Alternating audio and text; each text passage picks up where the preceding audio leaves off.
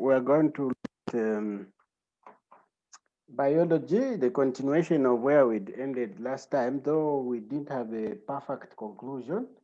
And so we're going to start from the blood group so that we provide or we lay a better foundation for today's lesson. We're going to, yes, like the way I was saying, we're going to start with the blood group. Now, the blood group can be fully understood if we try to go a little bit behind and try to understand the parts of a cell. We said a cell is a basic unit of a living organism and of living organisms, and the features that each cell has. We have a cell membrane.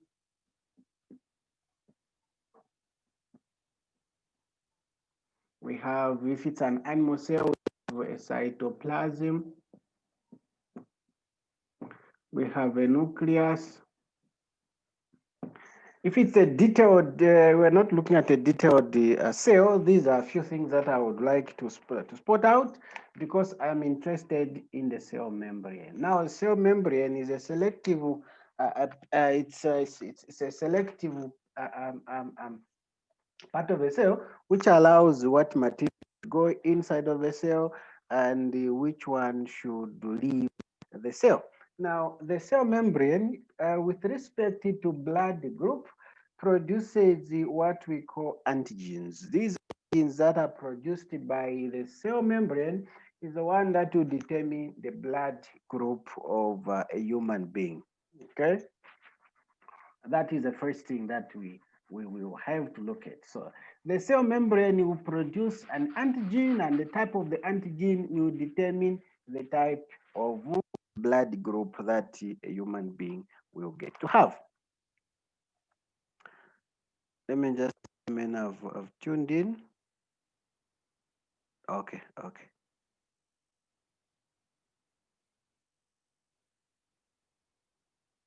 Soriano?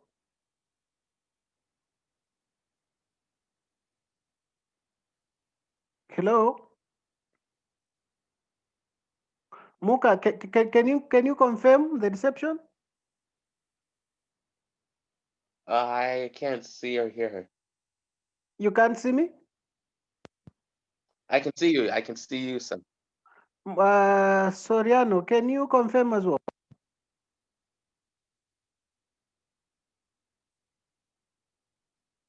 Luanga? Okay, so like I was saying, yes. So now the cell membrane inside of a cell will produce an antigen. Now, there are two types of antigen. There's antigen A. So if the type of antigen produced by the cell membrane is antigen A, then the blood group will be group A. If the antigen produces that type of antigen, if the cell membrane produces this type of an antigen, then the blood group will be group B. And if both are present, if you get to have this 1A and that antigen present within the cell membrane, then we're going to say that the type of blood group that is present in that particular individual will be blood group AB. But there comes a time when you try to look at the type of antigen present in the cell membrane, there is none. If you get to find that in the cell membrane there is no antigen present, then you should know that the blood group of that individual is blood group O. So in blood group A, the antigen is 1A. Then group B, the antigen is of that type. And then if a person has got blood group AB, just know that both types of antigens are present. And if there is none of the antigen present in the cell membrane, then the blood group O is the one that will be present. So from here, we can see the blood system can be written in, so we can say that there are 4 types of blood group system. So there's group A, there's group B, there's group A, B, and there's group O. These are types of grouping systems that. So you, me, anyone should have our blood group falling within one of these categories. Could it be in a blood group O and A? They have got 2 blood groups. No, there's only one type that an individual can get to have. Now, why is this important? We are trying to look at the importance of blood grouping system because there are times when a person finds himself in a situation such as an accident, a severe one, which involves the loss, a lot of blood which has been lost because of open wounds that result of the accident. So now you cannot just say, no, I'm the husband, I'm the father, I'm the daughter, I'm the cousin, I can donate the blood to such an accident victim. No. The first thing is we have to scan what type of blood do you have? Okay, and then the patient who also needs the blood. What type of blood group does he has, so that we can does she have, so that now we can look at which one will match with the person who needs the blood. So now, having said that, we are going to look at what we call blood transfusion. How do you transfer blood from one person to the other? And what are the things that you're supposed to consider before blood is donated to such a one? So we're going to look at blood transfusion.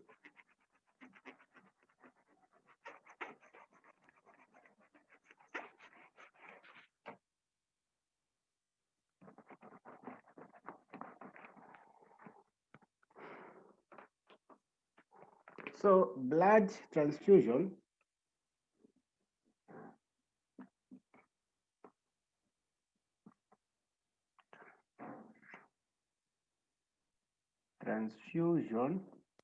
So blood transfusion refers to the process of transferring, we can say the transfer of blood flow from the person who needs the blood, we call them, from the person who's donating, we call them donors. If mom needs blood and then I'm the one supplying blood to her, I'm going to be called the donor because I'm the one donating the blood. And then to who? The person who's going to receive the blood or the person who needs the blood, and those people are called recipients. So from a donor, let me say from donors to recipients. So we're talking about the blood transfusion is involving 2 people. There's a person who's giving out, who's donating the blood, and then there's a person who is receiving the blood. But now, not just donate anyhow. Like the way I said, if there's a person who needs blood, we need to do blood scanning. What type blood screening? What type of blood does this person need? And why is it that there's only a specific type of blood that can be donated to such a one? So trying to do this, we need to scan first. Before the blood is donated to a person who needs blood, there must be blood screening. Now, why are we doing the blood screening? We are trying to look at the blood which will be compatible. We are trying to look at the blood which is compatible, the one that's going to be accepted by the recipient. Now, what is blood compatibility? Blood compatibility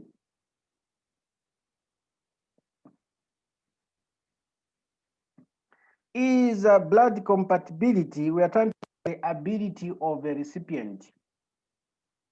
The ability of a recipient to receive blood. To receive blood from the donor. Now, why are we saying the ability? Because every blood can be donated to everyone. It is not every blood that can be donated to everyone. So we have to look at the ability, the matching of the blood, okay?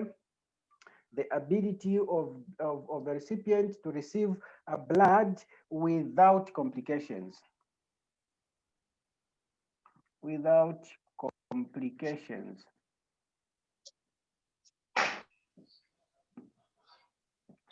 Now, what are these complications that can be that can arise when wrong blood is given to the recipient? What are these complications that can arise? Can arise when the wrong blood is given to a recipient. Just a minute.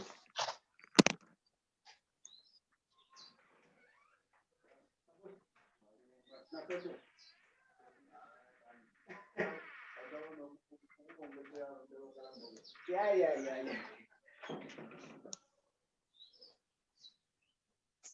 Sorry, guys. So what I'm trying to say is that the blood compatibility is also important as you do the screening, so that you get to know which blood will match. Now we're trying to look at the matching blood so that we avoid the complications. Now, what are these complications that can be that can arise by as a result of giving someone the wrong blood? Is the process itself is called clamping or agglutination. Agglutination.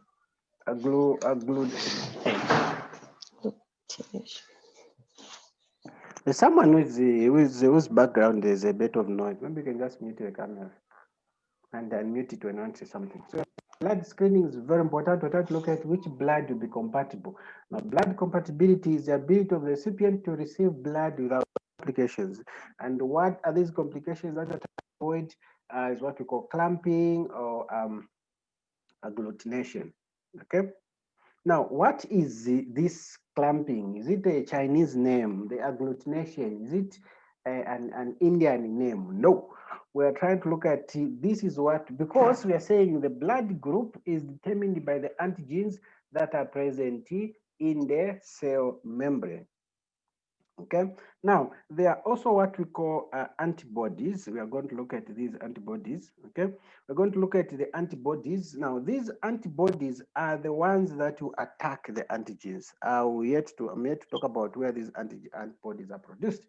So, agglutination, we're talking about the situation whereby the antigens that are present in the donated blood, the antigens that are present in the donated blood will be attacked by the antibodies of the recipient.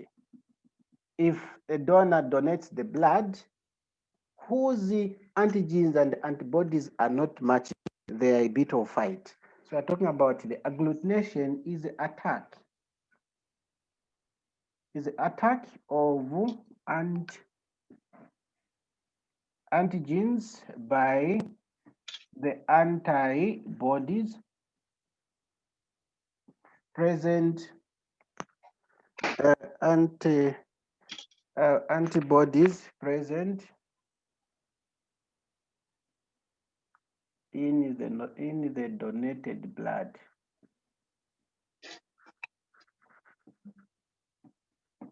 In the donated blood. And if this is not taken care of in the best way, to avoid the screening, and then you just give the person blood anyhow, we are going to have the agglutination resulting. Now, the attacking of the antibodies and the attacking of the antibodies by the antibodies can result in a very, very severe situation. Can result in a very, very severe situation, and the results of these are what we are yet to look at. When you just give a person blood anyhow because the person needs blood, the antigens, when they are being attacked by the antibodies, we can have or severe results that can arise from this. And are they? These are things that we are yet to look at.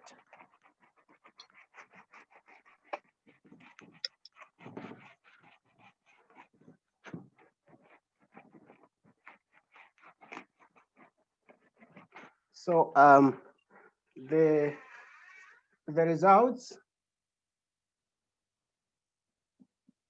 of receiving wrong blood may be stroke. A person will develop stroke. We can have blockages of blood vessels. And in most cases, you know that blockages of blood vessels are only a result of fats. Too much cholesterol. It's not only that, even the donation of wrong blood to a patient can also lead to the blockages of the blood vessels. The other one that can result is kidney failure. Kidney failure, whereby the kidney fails to perform its function. And know that the kidney is one of the organs that are very, very important in the removing of waste products from our bodies. The kidney is very important even in the detection of amount of water level in the body. For you to say, I'm thirsty, the body needs more water. It's because of the detection ability that the kidney has. So if you don't do much of proper screening, you get to have any of resulting in a patient. Now think of it, a patient just needed blood. Okay, needed blood. Now because Mombasa wrong blood, you get to have now these, and these are severe diseases that you can that the patient can get to have at the end of the day. Now, what are the things that you need to put before you prescribe the best blood group to a patient or for a patient? What are the things that you need to consider before you describe, or before you get to determine or you ascertain which type of blood group can be given to a patient? So points that you need to note are the following. So point number one, we can consider blood group O. This, okay, maybe before we go to that, let's look at, maybe before we get to that, let's look at when you say the blood group that you have is blood group O. The blood group O does not have the antigens. What are the types of antibodies that are likely to be found in such a human being? Now, we need to understand that the white blood cells are the ones that produce these antibodies. The white blood cells are the ones that produce these antibodies. So I'm going to give you a table. I'm going to give you a table which will contain the blood group, the type of antigens that will be there, and the type of antibodies that are present.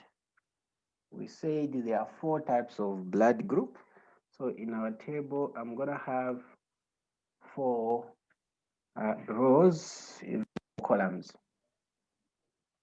Okay, so this table is going to guide us when it comes to detecting what is the best blood group to be given to a patient whose blood group is known. So if you say a human being has got blood group A, what are the type of antigens that are likely to be present in the, what are the type of antigens that are likely to be present in the cell membrane? The antigens are 1A written as a subscript.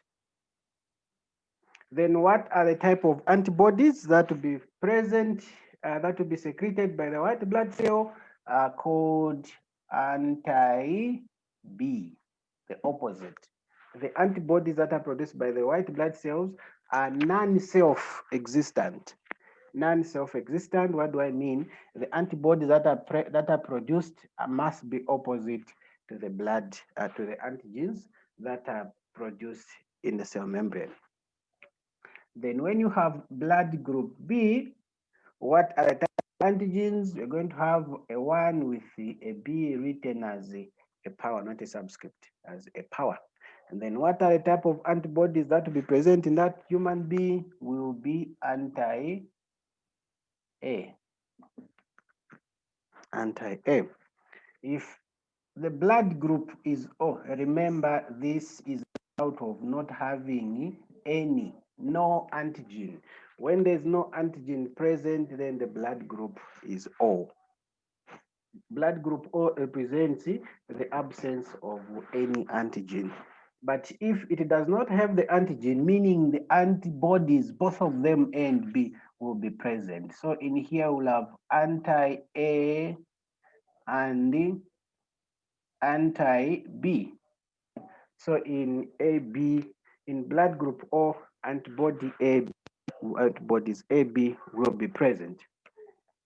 Then should we get to have the presence of A and B, it means the blood group we're going to have is AB. So if the antibodies that the antigens that are there are A and B, therefore the blood group will be AB. But what about the antibody? There will be none. So if the person has got the blood group AB, meaning there are no antibodies that are produced. Now, the antibodies actually, yeah, they are produced by the white blood cells, and the type of the white blood cell is the lymphocyte, because lymphocytes are the one that produce antibodies and antitoxins. The phagocytes, they fight against the infections in the body by engulfing the foreign particles. But these other types of the white blood cells, which we call lymphocytes, with them they defend the bodies against foreign materials by the production of antibodies. So meaning if inside of your body you've got blood group AB, they are said to have a bit of a weaker immunity system because there are no antibodies that are produced in them.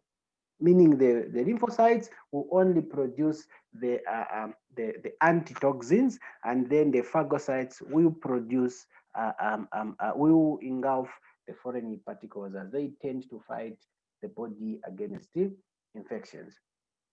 But what can we say about blood group O? People with blood group O are said to have strongest immunity system. Why? Because inside of their bodies, both types of antibodies are produced.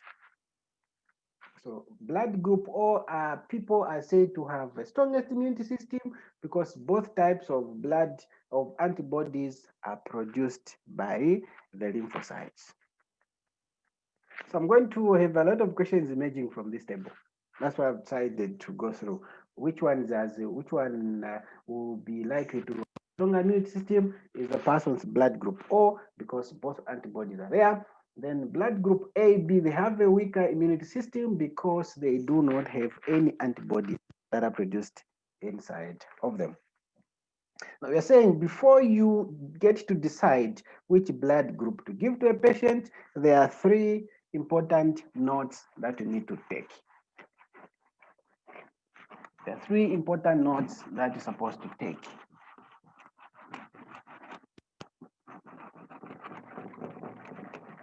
There are three important notes that you're supposed to take.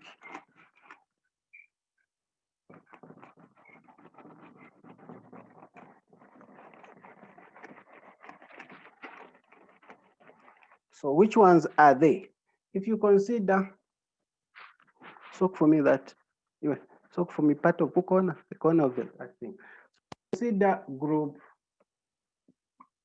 O. We said group O does not have any antibody, okay? Any antibody. And remember, we said agglutination is a process by which the antigens present in the donated blood will be fought by the antibodies. Now, because blood group O does not have antigen, does not have any antigen, therefore it can be donated to anyone. Because even if that blood is donated, the person who has got the blood group AB, whose antigen, whose antibodies are okay. If a person with blood group O does not have the antigen, meaning even if that blood is donated to anyone, okay, even if it's donated to anyone, there are no antigens that will be fought. There are no antigens fought, because they're saying antigens are the ones that are fought by the antibodies. So this can be given to any. This can be given to any person with any blood group. Why? Because there are no antigens. No antigens to be attacked. To be attacked. That's the reason as to why blood group O can be given to any person. Now, because of that, that's why we say it is a universal donor. It is a universal donor because it does not have the antigen. It can be attacked by the antibodies. But because there are no antigens, meaning the antibodies AB are present, AB are present, meaning AB antibody AB are present in the blood group, or it can attack any blood group. If you donate blood group A, the antibody B will be attacked. If you donate blood group A, you donate blood group B, the antibody A will be attacked. Okay, so because of that, the blood group O can only be given. This can be given to anyone, but cannot receive any other blood. Cannot be received, or cannot receive any other blood group except for O. Cannot receive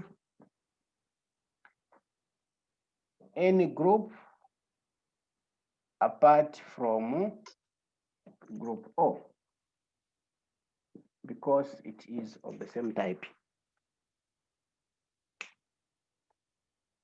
That's one thing you need to know. If the person who needs the blood as a patient has got blood group AB, mapeza O mungampase. Why? Because O can be given to anyone. Remember, I said these are points that you need to note before you decide blood group is compatible with the patient. So if you find blood group O in a donor, can be given to anyone because it is said to be a universal donor. Sir. Yes. Sir. Yes. How about those people that are O negative and O positive? Does that affect when blood transfusion?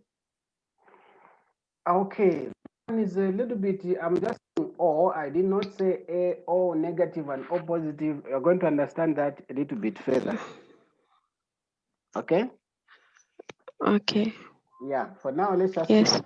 Yeah. For now, let's just stick to this. But as you now get detailed to specify which one, what say A negative, O negative, O positive, what do we mean? We'll come to understand that a bit later. Yeah, but that one has got to also a role that it plays.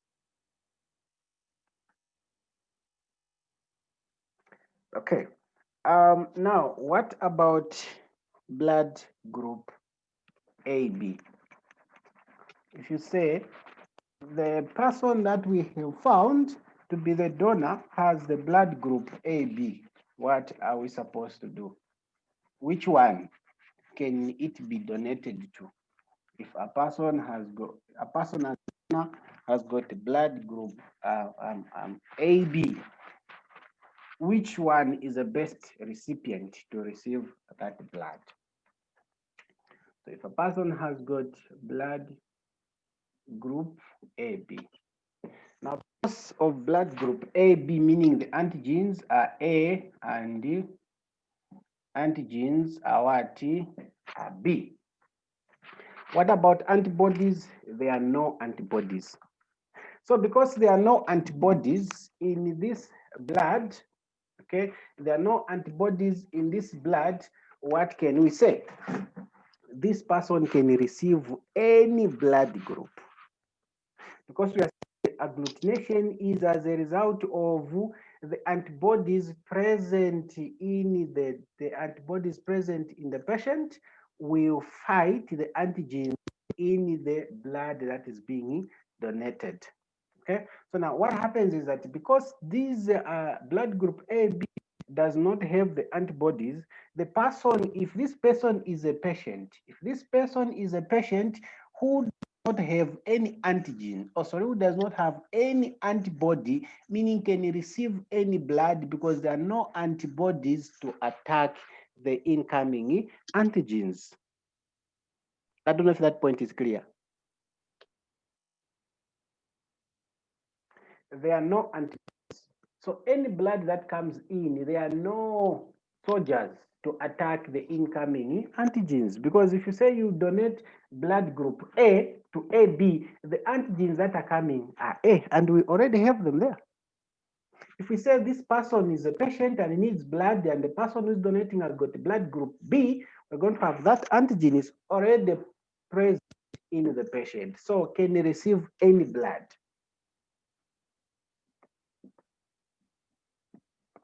Can receive any blood. Yeah, now let's say this guy is a donor. This guy is a donor. Both antigens are present. Both antigens are present. So it becomes difficult for this person to donate. This person will be very difficult to have the blood donated. It can only donate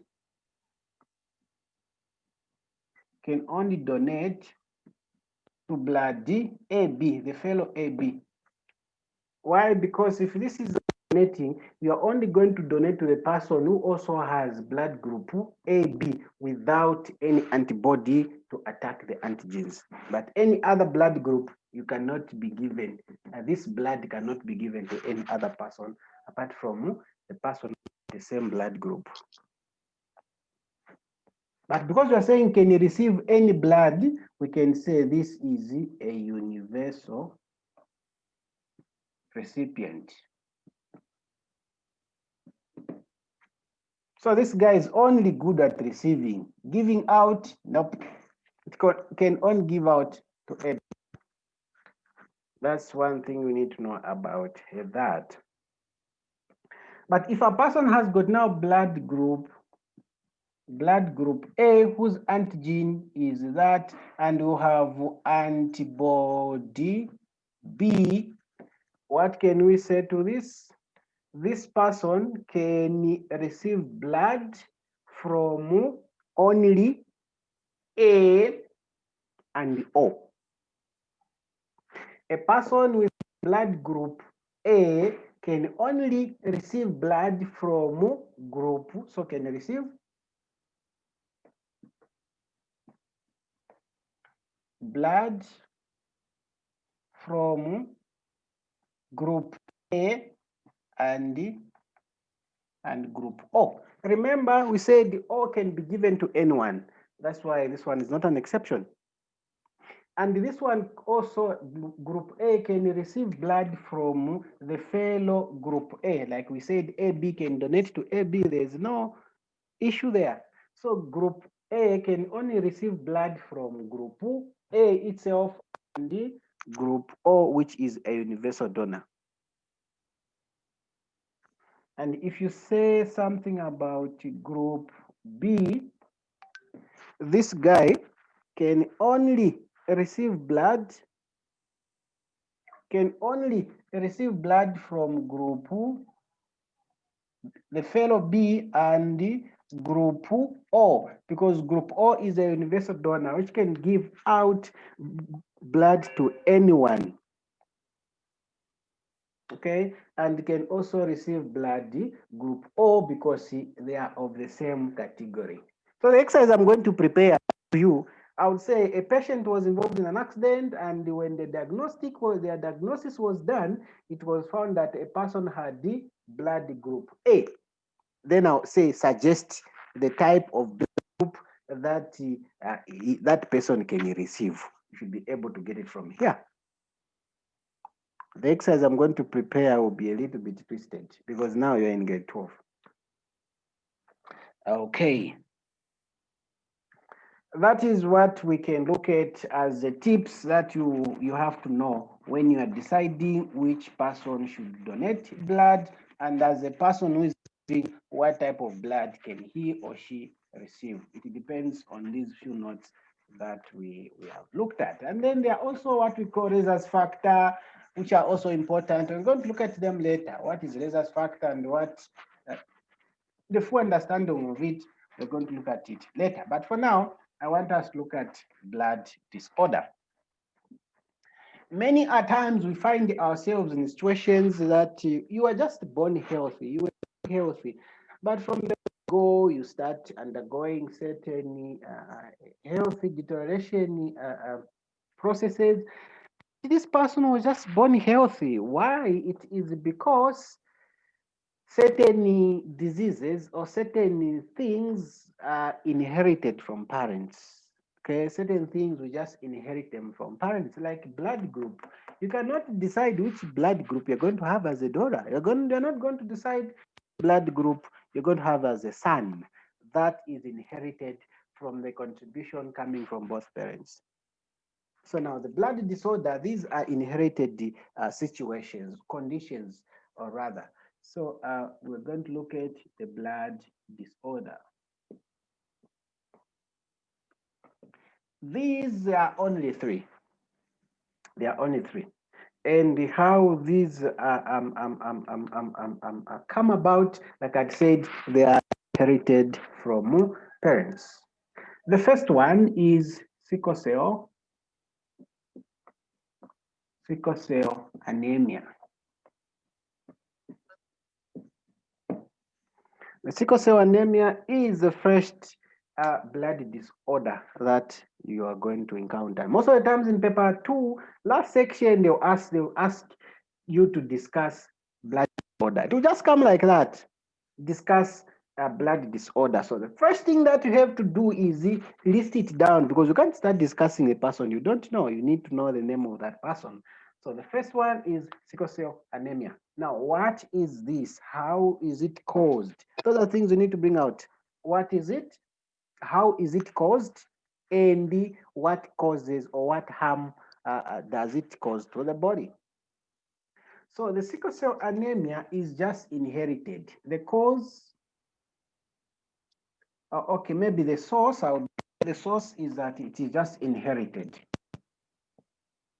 Inherited. You just inherit from parents. Now, what is it? This is a situation when you have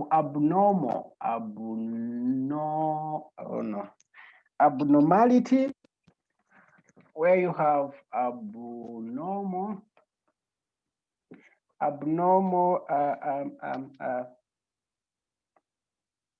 hemoglobin. Now, the sickle cell anemia, by the way, it is a condition which is present in a red blood to start with. The sickle cell anemia is a condition which is present in the red blood cells, because only in the red blood cells, that's where you find the hemoglobin. Now, what is the hemoglobin? The hemoglobin, this is a red pigment that is found in the red blood cell. When you have the red blood cell, which is a disc, a biconcave disc, discular shape cell, inside of that's where we are going to find the hemoglobin. Now, the function of this hemoglobin, actually, it is a complex, it's a complex of iron. It is a complex of iron, meaning when you eat the food that contains, which are rich in iron, that's why we obtain the iron which is used in the hemoglobin. Now, we know very well that red blood cells transport a large amount of oxygen and a small amount of carbon dioxide. And it does so because of the presence of the hemoglobin. But there is a sizable, unacceptable, sizable amount or size of the hemoglobin. Now, when the hemoglobin becomes very big, when it becomes very big, that's what causes the sickle cell anemia. So sickle cell anemia is the abnormality in the size of the hemoglobin that is present in the red blood cell. Now, when this one becomes abnormal, instead of the sickle cell being like that, this is a cross section, this is a front part, but the cross section is supposed to be like that. That's why we said it's a biconcave disc. It's supposed to be like that. It's not a bone. Okay, supposed to be a biconcave disc. Now, instead of the shape being like that and the cross section being like that, when the hemoglobin becomes abnormal, very big, you get to have the cell, instead of being like that, the cross section will be that. So this is a sickle shape. They become sickle shaped. So that's blood disorder. The first one is the sickle cell anemia, which is caused by the abnormality in the size of the hemoglobin inside of the red blood cell. As a result, they to possess the shape like that of a sickle. Sickle, some of you are born in the in modern world, you cannot understand a sickle, but some of us who are from the village, a sickle is a tool that we use for fetching the grass. The sickle is like that. Here, that's where you have the handle. That's a sickle. And then you have got the teeth. It goes like that. You've got the teeth that are projected like that. So what you do is you hold the handle from here. Okay, you hold the handle from here, you gather the grass. You gather the grass, and then you just hold this hand of the sickle, and then you just engulf. So in here, you're going to have the grass, you're going to have the grass. Just gather the bunch of grass with the sickle, just pull it like that, then it cuts. That is a sickle. So once you get to have the shape of the cell, guess what that's where it comes from, the sickle cell. Sickle, the cell get to have the shape of that of a cell, of a sickle, but the condition itself is called anemia. So it's called a sickle cell anemia. Now, transports oxygen when it is in the best state or when it is in the best shape. So this happens, you find that the results or the effects are that the transportation of oxygen is minimized, is reduced, or is restricted because the shape has changed. So this guy here, what happens is that it reduces the supply or transportation of oxygen, reduces the supply of oxygen. And people that have got sickle cell anemia, they are restricted. Certain jobs they are told not to do. Can I do this job? No, you can't lift heavy. You can't do manual work because manual work involves a lot of energy. The production of energy depends on the demand of oxygen. And when a person has got issues with the supply of oxygen, they end up collapsing. Other conditions I may not talk about. No, not conditions, other activities are restricted from. I may not talk about them because that's why biology, I don't like it because they involve insults, but I'm not going to insult here. Okay, that is all about the first blood disorder, which is called sickle cell anemia. The other one is the other one I'm going to look at is hemophilia. But before we go to hemophilia, we are going to look at the blood itself. What is the composition of the blood? We say the blood is made up of the blood plasma. It is made up of the white blood cells. It's made up of the red blood cells. Also, what we call platelets. Now, what is the function of the platelets?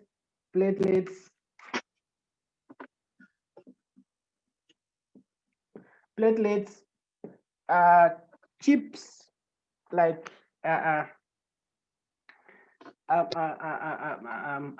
solid pigments that are found in blood.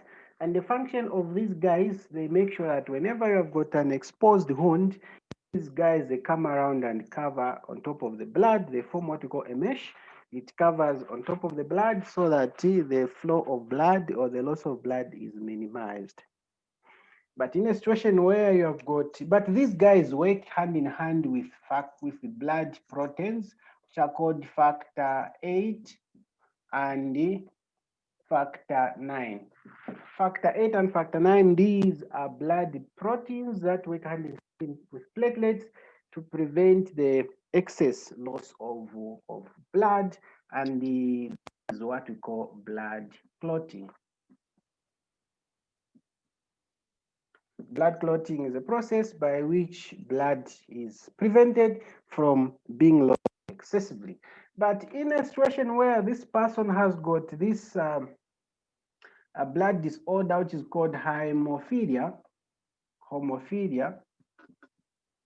what happens is that this person lacks, there isn't enough, lacks blood proteins, which are called factor 8 and the factor 9. So in a situation whereby a human being lacks the blood proteins are not enough, factor 7 and or factor 8 and factor 9, the person, when a small amount of wound, any exposure, any small amount of wound, you are going to find a lot of blood lost. It is because they have a blood which you call hemophilia. And I knew of a guy, will have a lot of blood flowing. So what this happens is that there is blood, there's bleeding of blood. There's excessive, let me put it that way. There's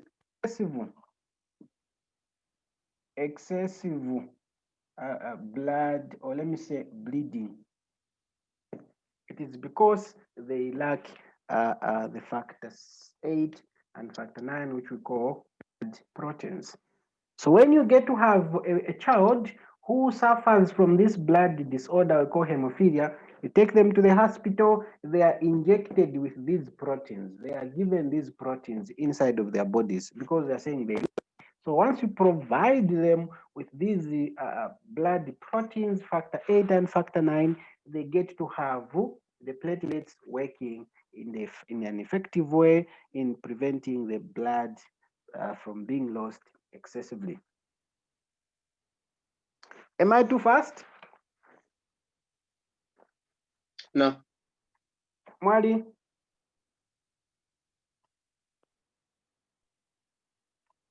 Yes, sir. Am I too fast? Hello? Yeah, not too fast. It's fine. You guys were telling me I can teach biology. So now let me teach. Yes. Okay, then the last one that we're gonna look at is what we call leukemia or leukemia. I don't know.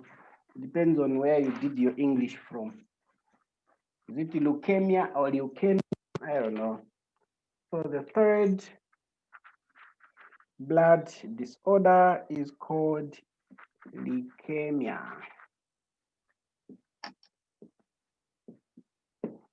Now, what is a leukemia? This is a cell. This is a cancer. The cancer of the cells, and the cells are white blood cells. Leukemia is the cancer of the white blood cells. Now, what happens when you have leukemia as a blood disorder? This results when there is overproduction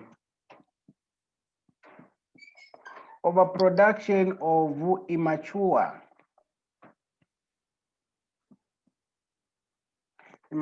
white blood cells.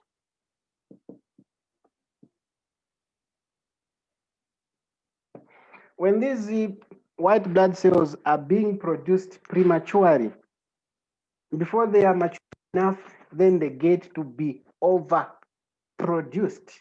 When they get to be overproduced, they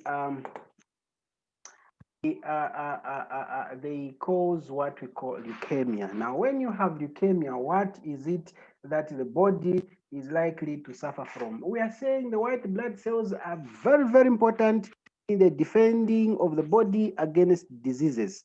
So if the ones that are produced, that are overproduced, are immature, they are not matured, what are you likely to suffer from? You are going to have a weak immunity system. Weak immunity system, because the white blood cells that are overproduced are not matured, and if something is matured, it cannot perform its duty. So the overproduction of weak or the overproduction of immature white blood cells will result in the condition you call leukemia. And that leukemia, when you have that condition, blood disorders, leukemia, you are likely to have your immunity system very weak, because the cells that are produced are not that effective, because they were produced prematurely. Okay, I think that's what we're going to end for today. We have looked at the types of blood group and how do you determine which one to be given to a donor and is given, or to a recipient.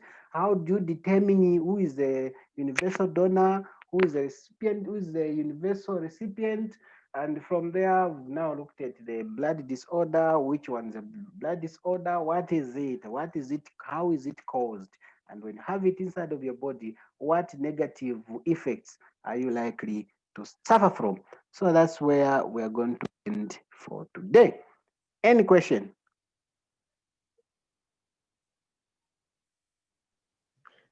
No. So can I give you work to do? Yes. Okay, bye. Bye. So Bye. now, before I say that, when I say discuss the blood disorder, I'm repeating this. When I say discuss the blood disorder, I expect you to write its name, how it is caused, and the negative effects that you're going to suffer from inside of you if you get to have it. That is the discussion I'm going to talk about. Bye. Bye. Bye.